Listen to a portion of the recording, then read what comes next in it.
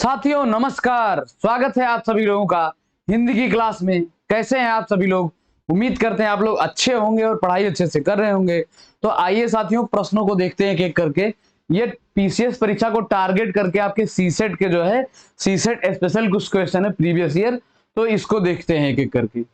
पहला क्वेश्चन है, इनमें से कौन सा शब्द तत्सम नहीं है? इनमें से कौन सा शब्द है जो तत्सम नहीं है? ठीक, तो तत्सम शब्द कौन से होते हैं?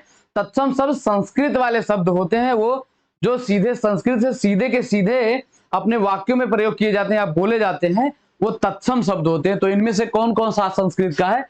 अग्नि, अग्नि का तद्भव क्या होगा? आग होगा, आग। ठीक, और घट जो है ये इसका तद्भव क्या होगा? घड़ा, घड़ा। ये तद्भव है, तद्भव, ये दोनों तद्भव हैं। ठीक, और एक घोटक जो है इसका तद्भव क्या होगा? घोड़ा होगा, घोड़ा। इसमें तत्सम जो है, जो पूछा है कि तत्सम कौन सा नहीं है, यानी कि तद्भव कौन है, तो इसमें तद्भव है मोती, और मोती का तत्सम क्या होता है? मौक्तिक होता है, मौक्तिक। मोती का तत्सम क्या होता है? मौक्तिक होता है। ठीक, अगला प्रश्न है, प्रत्यक्ष का विलोम शब्द है, तो प्रत्यक्ष का अर्थ क्या होता है? देखिए, विलोम शब्द, पर्यायवाची शब्द, ये और समानार्थी, इन तीनों चीजों में क्या ध्यान देना चाहिए? इसमें आपको अगर अर्थ पता होता है तो आप इसको जो है सही से बता पाएंगे। तो प्रत्यक्ष का मतलब जो सामने होए उसको कहते हैं प्रत्यक्ष। तो प्रत्यक्ष का विलोम इसमें क्या होगा? परोक्ष होगा। प्रत्यक्ष का विलोम क्या होता है? परोक्ष होता है। ठीक, और विपक्ष का विलोम क्या होता है? पक्ष होता है। एक होता है पक्ष, दूसरा होता है विपक्ष। और बाह्य का क्या होता है? आंतरिक होता है, आंतरिक। बाह्य का विलोम क्या होता है? आंतरिक होता है। अगला है, गृहागत पद में समास है, तो ये गृहागत पद में कौन सा समास है? तो इसका समास विग्रह जब आप करेंगे तो इसका होगा गृह को आगत, गृह को आगत या घर को आगत। गृह का मतलब क्या होता है? घर को गृह का मतलब क्या होता है? घर होता है। इसका समास विग्रह करेंगे तो इसका क्या होगा? गृह को आगत या घर को आगत। तो इसमें जो है कारक या परसर्ग आया है को, तो कारक और परसर्ग वाला समास कौन सा होता है? ये होता है साथियों तत्पुरुष समास। तो गृहागत में कौन सा समास है? तत्पुरुष समास है। और द्विगु समास में ये संख्यावाची समास होता है। कैसा समास है ये? संख्या या गिनती वाला, संख्या या गिनती वाला समास होता है। ठीक, और द्वंद्व समास में योजक चिन्ह आता है बीच में, द्वंद्व समास में योजक चिन्ह बीच में आता है। और जो कर्मधारय समास होता है इसमें जो है दोनों पद प्रधान अप्रधान होते हैं, दोनों पद अप्रधान, अप्रधान। इसमें कर्मधारय में इसमें कोई तीसरा पद प्रधान होता है। ठीक, नेक्स्ट क्वेश्चन है, छप्पय किस प्रकार का छंद है? तो ये जो छप्पय है ये किस प्रकार का छंद है साथियों? तो छप्पय जो है ये विषम छंद है। किस प्रकार का छंद है? छंद कौन? सम मात्रिक होते हैं, विषम मात्रिक होते हैं, अर्ध सम मात्रिक होते हैं। तो उसी के आधार पर ये छप्पय किस प्रकार का छंद है? ये विषम मात्रिक छंद है। ठीक, अगला प्रश्न है, कौन सा वाक्य शुद्ध है? तो इसमें कौन सा वाक्य शुद्ध है पूछा गया है, तो देखा जाए एक एक करके। ठीक, तो पहला कौन सा है? उसने अपनी कमाई का अधिकांश भाग गंवा दिया। तो इसमें जो अधिकांश है, एक अधिकांश की कोई किसी चीज का अधिकांश मतलब ज्यादा से ज्यादा हिस्सा, तो ज्यादा से ज्यादा हिस्सा आ गया तो इसमें भाग नहीं होगा, इसलिए गलत होगा। ठीक, अगला क्या है? वह अपनी कमाई का अधिकांश भाग, इसमें भी वही गलती है। अगला कौन सा है? उसने कमाई का अधिकांश भाग, तो इसमें लगभग जो है सभी में एक ही गलती है। क्या? जब अधिकांश का मतलब क्या होता है? ज्यादा से ज्यादा, मतलब किसी चीज का ज्यादा हिस्सा, अधिकांश। तो इसमें भाग आने लिखने की कोई जरूरत नहीं थी, इन तीनों में यही गलती है। ठीक, और सही कौन सा इसमें? चौथा है, उसने अपनी कमाई का अधिकांश गंवा दिया। ठीक, तो इसमें देखिए, इसमें भाग अगर लिखा होता तो ये भी गलत हो जाता, लेकिन सही कैसे है? उसने अपनी कमाई का अधिकांश गंवा दिया। ठीक, अगला प्रश्न है, तो इसमें सही हो जाएगा यही डी वाला सही हो जाएगा, उसने अपनी कमाई का अधिकांश गंवा दिया। अगला है, तुर्की शब्द नहीं है, तो इसमें तुर्की शब्द कौन कौन सा नहीं है? तो इसमें बावर्ची और बेगम और दारोगा, ये तीनों कैसे हैं? तुर्की शब्द हैं, ठीक। लेकिन ये डेरा जो है ये तुर्की शब्द नहीं है, तो इसमें जो है ऑप्शन सी इस प्रश्न का सही उत्तर हो जाएगा। अब आगे देखते हैं, आगे है मूर्धन्य व्यंजन। इसमें मूर्धन्य व्यंजन बताना है, तो मूर्धन्य व्यंजन कौन से होते हैं? टा वर्ग जो होता है ये होता है मूर्धन होता है, टा और ठा, ठा डा ढा, ये ठा है, ठा ठठेरा वाला, डा और ढा, डा और ढा, ठीक, ये होते हैं और अढ़ा होता है। तो इसमें मूर्धन्य व्यंजन कौन सा है? ये सी वाला जो है, ढा और ढा जो है, ढा और ढा। देखिए इसमें अगर नीचे बिंदी लगी हो, ये एक ढा होता है ढक्कन वाला, और एक अढ़ा होता है जिसको हम उत्क्षिप्त व्यंजन के नाम से भी जानते हैं। इसको किस नाम से जानते हैं? उत्क्षिप्त व्यंजन, उत्क्षिप्त व्यंजन, ठीक। तो जो है इसमें और ये काखा काखा ये जो कंठ हो जाएगा, ये कैसा हो जाएगा? कंठ है। और ये चा से चा छा जा झा चा वर्ड किसमें आता है? ये तालु से आता है, तालु, चा छा जा झा तालु या चालू से आते हैं, ठीक। और वाफा, ये वाफा जो है ये ओष्ठ से आते हैं, ओष्ठ, ओष्ठ, वाफा, फाफा वाफा ये सब किससे आते हैं? ओष्ठ से आते हैं।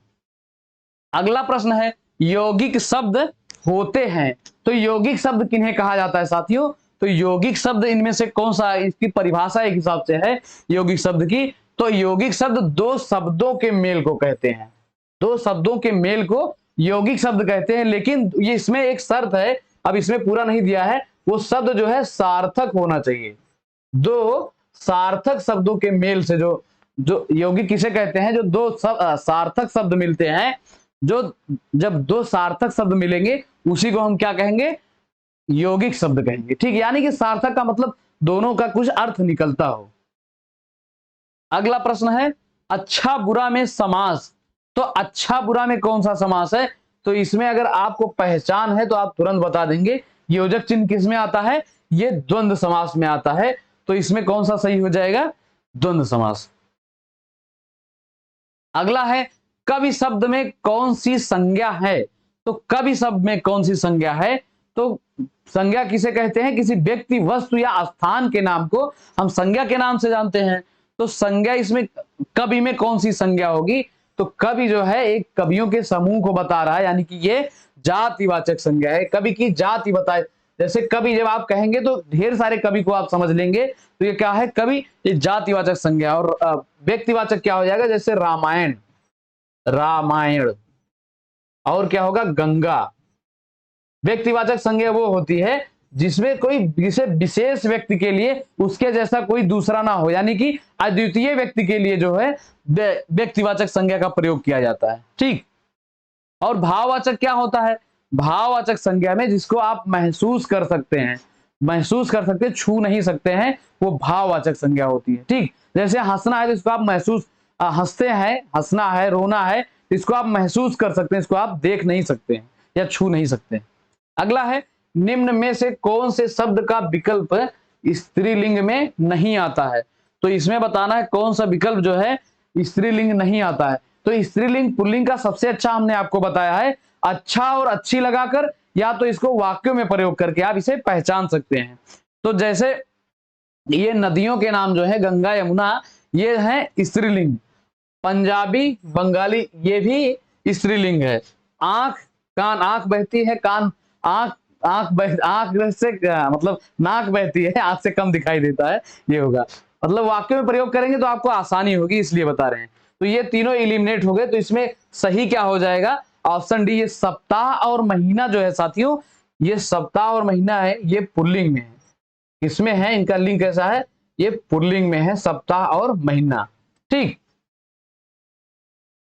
आगे है, चलो भाई आगे चलते हैं। आगे आ गया क्वेश्चन नंबर 12, ठीक। तो इसमें क्या पूछा है? निम्नलिखित में से किसका प्रयोग केवल बहुवचन में हुआ है? तो इनमें से किसका प्रयोग केवल बहुवचन में हुआ है, यानी कि बहुवचन में होता ही है। ठीक, तो इसमें जो प्राण है साथियों, प्राण, प्राण, आंसू, आंसू, और कौन सा, दर्शन, दर्शन, और एक होता है होश। ये सभी जो है साथियों, ये हमेशा बहुवचन में ही प्रयुक्त होते हैं। तो इसमें क्या सही है, इसका प्रयोग केवल बहुवचन में होता है। प्राण जो है इसका प्रयोग हमेशा बहुवचन में होता है। ठीक, अगला है सीता सो रही थी। ये वाक्य है, सीता सो रही थी, तो वाक्य का काल कैसा है, तो सीता सो रही थी यानी कि काम अभी जारी है, पूरा नहीं हुआ है।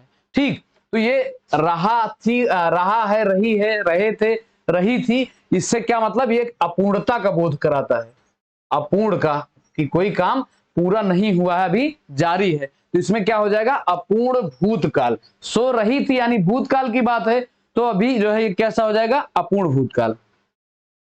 अगला है, निम्नलिखित में कामदेव शब्द का पर्यायवाची है। तो कामदेव शब्द का पर्यायवाची कौन सा होता है, कामदेव का होता है मदन, मार, मनमर, कंदर्प, ये सब होता है। मदन, ये मार तो दिया इसमें मदन, और एक है कंदर्प, कंदर्प। ठीक, ये सभी जो है कामदेव के पर्यायवाची हैं। तो इसमें कौन सा सही है, सी इसमें सही है। और बिडौजा जो है ये इंद्र का पर्यायवाची होता है। किसका पर्यायवाची होता है, बिडौजा इंद्र का पर्यायवाची होता है। और पिसुन जो है ये राक्षस का पर्यायवाची होता है, राक्षस का पर्यायवाची होता है पिसुन। ठीक, अगला है, जो छीड़ ना हो सके उसके लिए उपयुक्त शब्द है। तो छीड़ नहीं जो हो सकता है उसके लिए क्या होगा, यानी कि जिसका क्षय नहीं हो सकता है उसको हम कहते हैं अक्षय कहते हैं। जो छीड़ नहीं हो सकता, जिसका ह्रास नहीं हो सकता, उसको क्या कहते हैं, अक्षय कहते हैं। ठीक, अगला है, श्रृंगार रस का अस्थाई भाव है। तो श्रृंगार रस का अस्थाई भाव क्या होता है साथियों, प्रेम या रति होता है श्रृंगार रस का अस्थाई भाव। ठीक, क्या होता है श्रृंगार रस का अस्थाई भाव, प्रेम या रति होता है।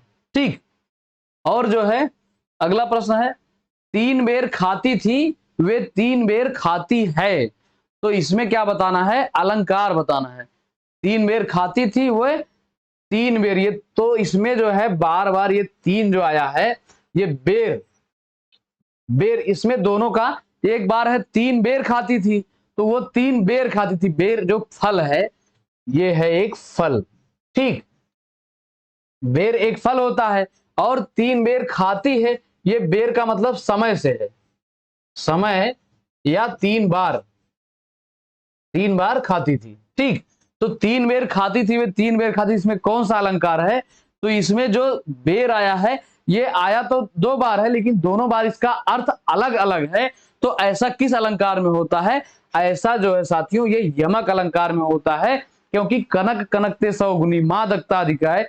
तो इसमें भी जो है अलग अलग अर्थ था, धतूरा, कहीं पर धतूरा था और कहीं पर सोना था। ठीक, अगला है, हिंदी साहित्य का आधुनिक काल सामान्यतः कब से कब माना जाता है। तो हिंदी साहित्य का आधुनिक काल कब से माना जाता है, तो आधुनिक काल जो है कब से माना जाता है साथियों, ये लगभग 1850 ईस्वी से हिंदी साहित्य के आधुनिक काल को 1850 से और अब तक ये जो है हिंदी साहित्य का आधुनिक काल माना जाता है। ठीक,